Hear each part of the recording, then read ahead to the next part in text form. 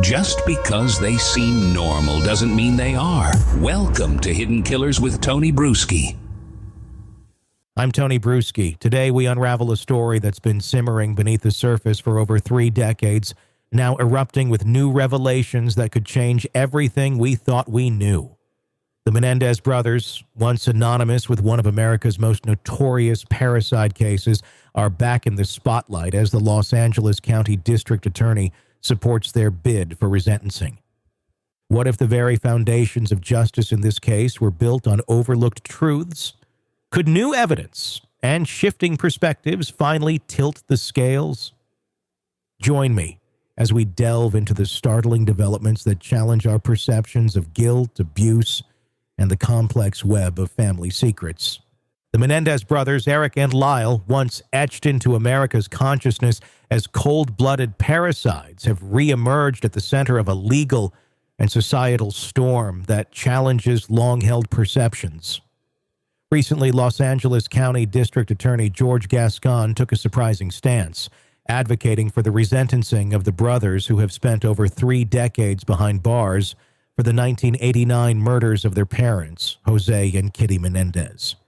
In a move that sent shockwaves through the legal community, Gascón announced his support for removing the life without parole sentences, potentially making the brothers eligible for immediate parole consideration. "I believe that they have paid their debt to society," he stated during a press conference. This declaration marks a significant shift in the case, igniting debates about justice, rehabilitation, and the complexities of familial abuse. Central to this dramatic turn are new allegations and evidence that have surfaced, casting a different light on the brothers' motives. A former member of the Puerto Rican boy band Menudo, Roy Rosselló, came forward with claims that Jose Menendez sexually abused him when he was a teenager. These allegations, aired in recent documentaries and a Netflix series, bolster the brothers' original defense that they acted out of fear after enduring years of sexual, physical, and psychological abuse by their father. The public's interest in the case has been reignited, fueled by the documentaries that explore these new dimensions. Celebrities like Kim Kardashian have taken to social media, advocating for the brothers' release and urging a re-examination of the evidence. The surge in public support adds pressure on the legal system to consider whether justice was truly served during the initial trials. Defense attorneys have been quick to act, filing habeas petitions and requests for resentencing based on the new evidence and the brothers' exemplary behavior during their incarceration. The brothers' attorney expressed optimism. "I'm hopeful that we will have a fair hearing." The legal team argues that the initial trials failed to consider critical evidence of abuse, which could have significantly impacted the verdicts. As the case moves back into the courtroom, the legal process promises to be intricate and fraught with challenges. A judge will first review the district attorney's recommendation, with hearings expected to commence within the next month. Even if the judge agrees to resentence, the brothers would face a parole board that will scrutinize their case in detail. The California governor holds the authority to approve or block any parole decisions, adding another layer of complexity. Opposition to the potential release is strong among some family members and legal experts. Kathy Cady, attorney for Kitty Menendez's brother, Milton Anderson, criticized the timing and motives behind Gascon's decision. "It's just really offensive, and that's not how the justice system should work," she remarked. Critics suggest that Gascon's move is politically motivated, aimed at boosting his re-election campaign amidst trailing poll numbers. Gascón, however, dismisses these claims, asserting that his decision is grounded in justice and the emergence of new evidence, not political expediency. "There's nothing political about this," he stated firmly. He emphasized the importance of reevaluating cases in light of new information, especially when it pertains to allegations of abuse that may have been previously overlooked or dismissed.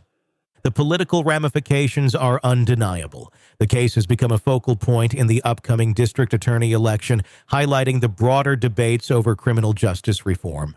Gascon's opponent, former federal prosecutor Nathan Hochman, accuses him of using the case for personal gain. By releasing it now, Gascón has cast a cloud over the fairness and impartiality of his decision, Hochman said. Family reactions are as divided as public opinion. While some relatives, including several cousins, support the brothers' bid for freedom, others remain steadfast in their opposition. The split underscores the enduring pain and complexity surrounding the case. Diane Hernandez, a cousin, expressed hope. This step gives us all hope that the truth will finally be heard and that Lyle and Erik can begin to heal from the trauma of their past. Conversely, Milton Anderson remains firmly against any leniency, feeling that justice was appropriately served decades ago. Expert opinions further enrich the discourse. Dr. Ann Burgess, a forensic nurse and psychiatric expert who testified in the original trial, believes that the brothers' claims of abuse are credible. I felt that we did as best we could and was really surprised that they didn't get any kind of a verdict on the first trial, she reflected. Legal analysts note that the exclusion of abuse testimony in the retrial may have significantly influenced the outcome. The case also reignites crucial conversations about how the legal system handles allegations of abuse, particularly against powerful figures. It challenges society to consider the weight given to victims' voices and the potential consequences when those voices are silenced or ignored. The Menendez brothers' situation poses difficult questions. Can justice evolve with new evidence? And should long-standing convictions be revisited in the light of potential oversights? As the brothers await the next steps, they remain incarcerated at the Richard J. Donovan Correctional Facility in San Diego, where they were reunited in 2018 after decades apart. Their journey from privileged youths to convicted murderers, and now potential candidates for release, is a complex tapestry woven with threads of family dysfunction, alleged abuse, legal battles, and societal fascination. The coming months will be pivotal. The legal proceedings will not only determine the fate of Erik and Lyle Menendez, but also set precedents for how similar cases might be handled in the future. The intersection of new evidence, public opinion, and legal justice creates a landscape fraught with tension and the potential for significant shifts in the criminal justice system. I'm hopeful that we will have a fair hearing, the brothers' attorney stated, encapsulating the cautious optimism of the defense. Whether the brothers will walk free or continue to serve their life sentences remains uncertain. What is clear, however, is that this case continues to challenge our perceptions of justice, accountability, and the intricate dynamics of family secrets. As we delve deeper into the labyrinth of this case, it's essential to understand the origins that set the stage for such a tragic outcome. In 1989, behind the opulent facade of the Menendez family's Beverly Hills mansion, a dark narrative was unfolding. Erik and Lyle Menendez, then just 18 and 21 years old, shot and killed their parents, Jose and Kitty Menendez. Initially, they claimed to have discovered the bodies upon returning home, a story that quickly unraveled under scrutiny. The brothers' first trials in the early 1990s exposed a tumultuous family life riddled with allegations of severe abuse. They testified about enduring years of sexual, emotional, and physical torment at the hands of their father, a powerful entertainment executive. Their mother, they claimed, was complicit through her silence, battling her own demons. These harrowing accounts led to hung juries, as jurors grappled with the complexities of self-defense rooted in prolonged abuse versus the heinous nature of parricide. However, the retrial in 1995 marked a significant shift. The court limited the admissibility of the abuse testimonies, effectively silencing a crucial aspect of their defense. Without this context, the narrative recasts the brothers as cold-blooded killers driven by greed, eager to inherit their parents' substantial fortune. In 1996, they were convicted of first-degree murder and sentenced to life without the possibility of parole. Psychologically, the case has been a focal point for discussions on the impact of long-term abuse on behavior. Experts have explored concepts like battered child syndrome, examining how chronic trauma can distort reality and precipitate extreme actions when escape seems impossible. The brothers' actions raise profound questions about the intersection of victimization and culpability. This backdrop is critical for understanding the current developments. It adds layers of complexity to the new evidence and the district attorney's support for resentencing.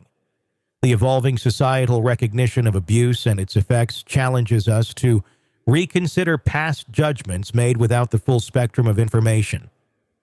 As we stand at this crossroads, the Menendez brothers' case compels us to re-examine our perceptions of justice, accountability, and the profound impact of familial abuse.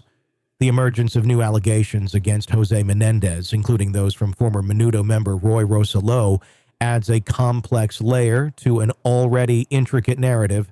If these claims hold truth, they not only corroborate the brothers' long-standing assertions of abuse, but also challenge the foundations upon which their convictions were secured. It's undeniable that Erik and Lyle committed a heinous act by taking the lives of their parents. Yet, one must consider the psychological turmoil and desperation that may arise from sustained abuse. The justice system at the time of their trial perhaps did not fully acknowledge the depth of their alleged trauma. District Attorney Gascón's support for resentencing highlights a potential shift in recognizing how past abuses can influence present actions. The timing of this development, amid political campaigns and public scrutiny, raises its own set of questions. Is this move a genuine pursuit of justice, or is it influenced by external pressures and the changing tides of public opinion? The divided stances among family members further illustrate the moral and ethical complexities involved. Some view the possibility of the brothers' release as a long overdue acknowledgement of their victimization, while others see it as a disregard for the severity of their crime. This case challenges us to reflect on the capacity for rehabilitation and the weight of newfound evidence in altering legal outcomes. It asks us to consider whether justice is a fixed point or a continuum that must adapt as truths are unveiled. Can we as a society find a balance between holding individuals accountable for their actions and understanding the profound effects of abuse that may drive those actions? I'm left pondering. If we uncover truths that were once hidden, do we owe it to ourselves and to justice to revisit the past? I'm Tony Brueski. If you want to stay up to date on this case and others we cover, be sure to subscribe. In a world where the darkest secrets lie just beneath the surface. They said it was an accident, but the evidence says otherwise. Where hidden killers roam, unnoticed, in the shadows. I think you would definitely be looking at a blend of toxic, very bad narcissistic personality traits, and they will be vengeful and possibly resort to violence. Join Tony Brueski as he uncovers the truth behind the most chilling cases. They said it was an accident, but the evidence clearly says otherwise. Each episode, we dig deep into the minds of those who commit the unthinkable. To your point on narcissism, he thinks in his own mind how witty he is. Yeah. But he lost that jury. I was done with him in 2 minutes. From unsolved mysteries to infamous crimes. Geez, you've just talked about how you taught yourself how to do everything under the sun. I bet you did a YouTube video, how to best kill somebody with a knife. Hidden Killers with Tony Brueski takes you where few dare to go. How does someone with such a dark secret go unnoticed for so long? With multiple new episodes every single day. We're not just telling stories, we're seeking justice. Listen now on Apple Podcasts or wherever you get your podcasts. Just search for Hidden Killers with Tony Brueski.